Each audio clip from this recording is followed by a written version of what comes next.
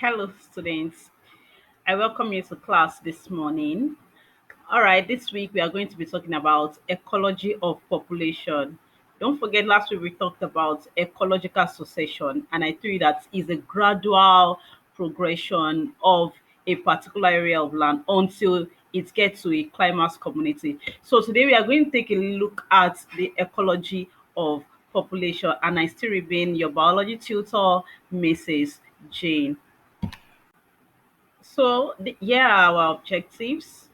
At the end of the lesson, you are expected to be able to define overcrowding and population. You're expected to know the factors that causes overcrowding, then the effects of overcrowding in the population. Then you have to know the adaptations to avoid overcrowding. And of course, you have to know what food shortage is and its effects in a population, and also the effect of food shortage on the size of a population. So let's take a look at what overcrowding is. Overcrowding occurs when a population increases beyond the point where the resources in the habitat, such as the space, such as food, such as nutrients, are not enough to support all the individuals in the population. In other words, overcrowding occurs when the population of a particular species increases beyond their carrying capacity. And what happens during this overcrowding? You will see that all the organisms will start fighting for available spaces. They'll start fighting for food. They start fighting for mates and the likes, and it will result in the survival of the fittest. You see that only the strongest in that population, in that habitat, in that ecosystem, only the strongest will have enough food to eat, and before you know it, the weaker ones, they get fizzled out. Now, what is population? We have already know what overcrowding is. Now, what is population? Population is just the total number of organisms of the same species. Please take note of that. Of the same species inhabiting a particular area or habitat at a particular point in time. Unlike community, population is different from community.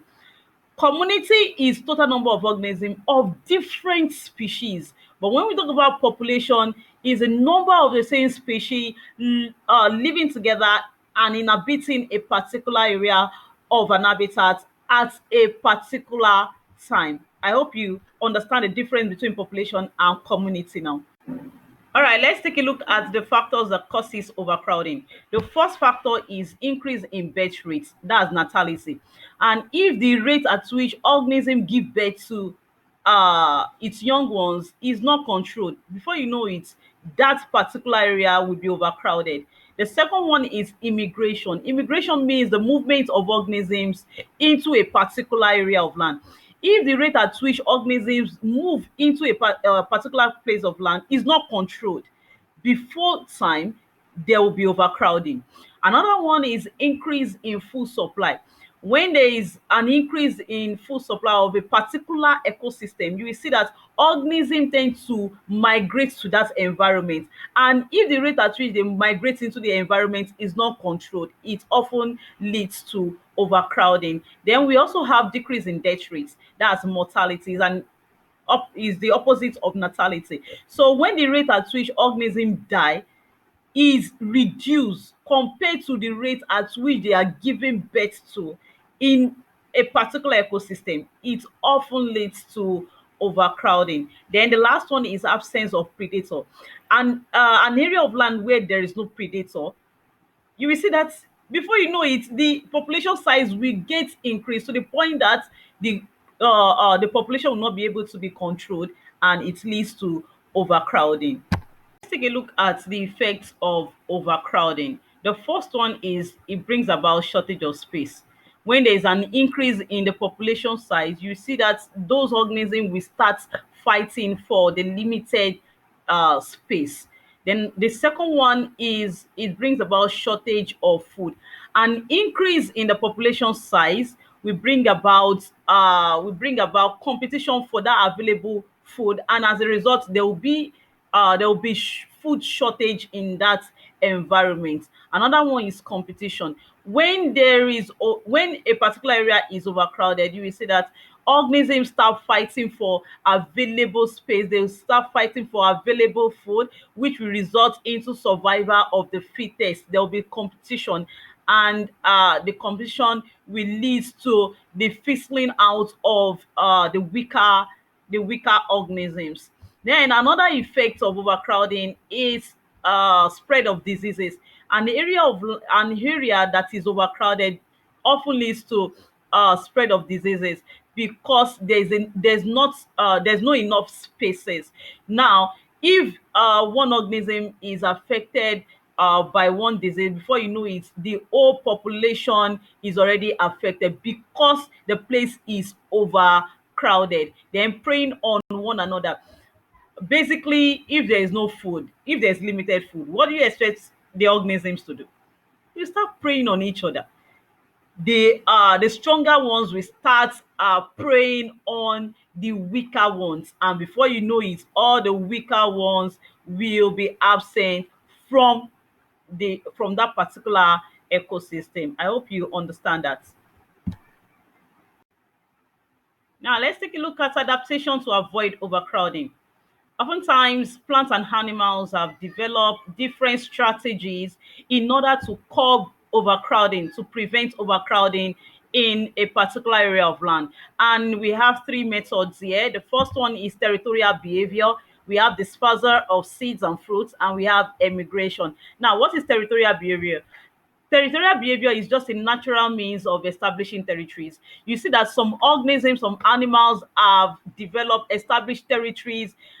For instance, mammals, lizards, birds, even some social animals like termites.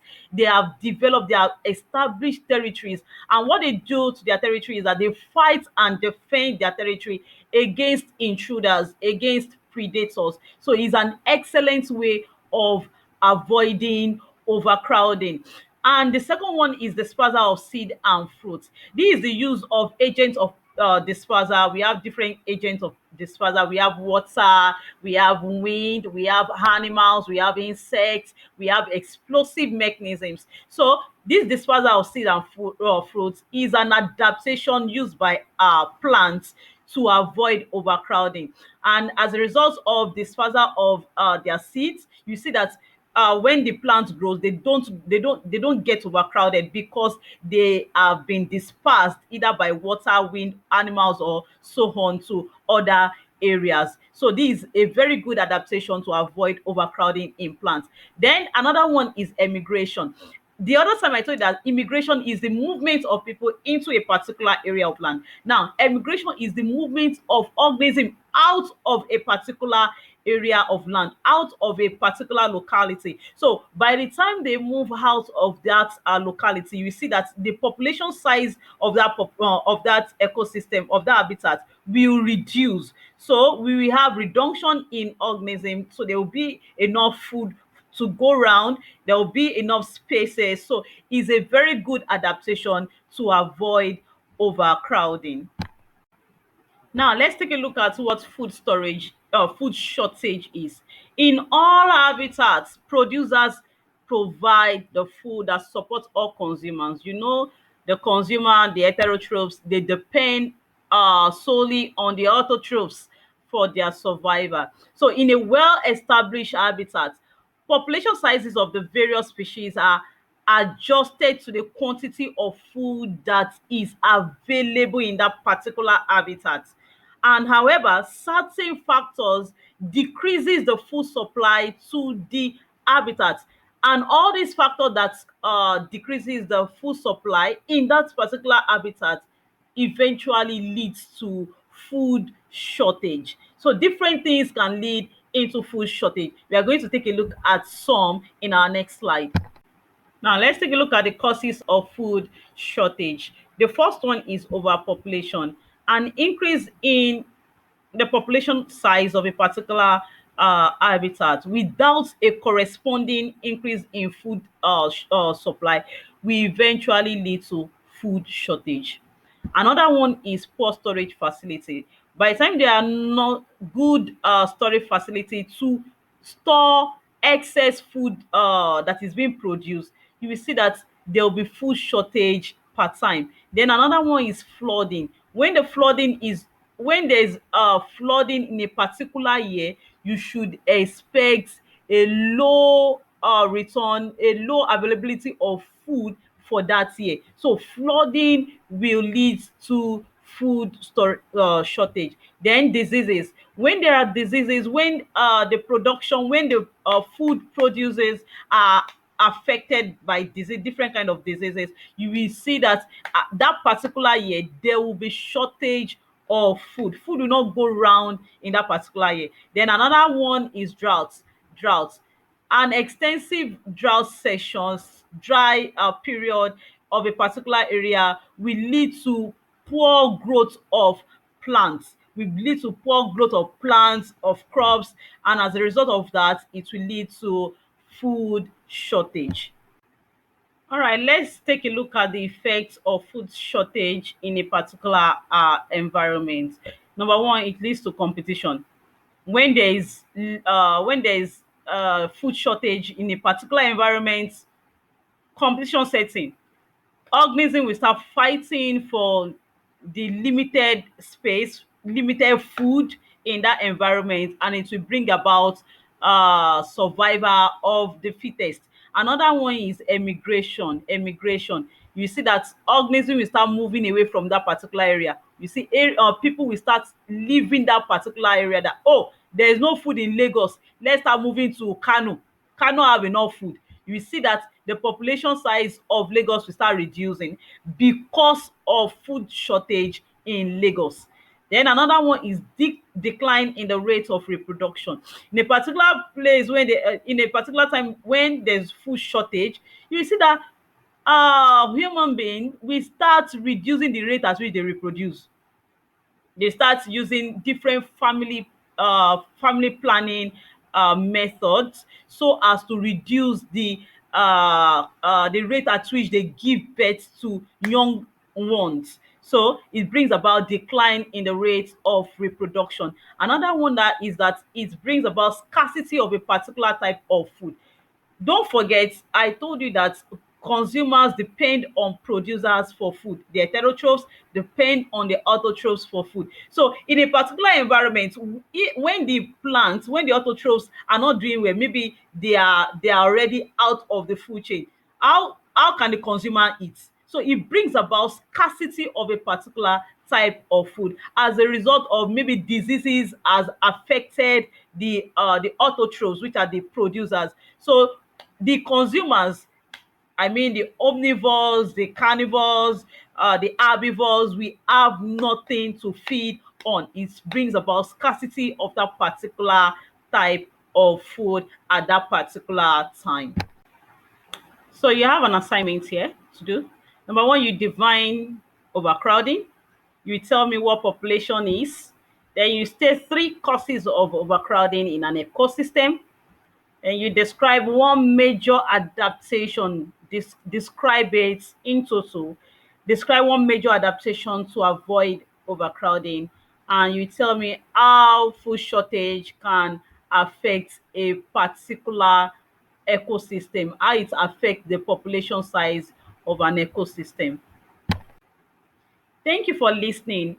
For any questions based on what we have discussed today, you can send all your questions to my mail at jane.ukulu@greenlandhall.org. I'll be there to answer all your questions. And before then, do have a wonderful day. Hope to see you in our next class. Bye.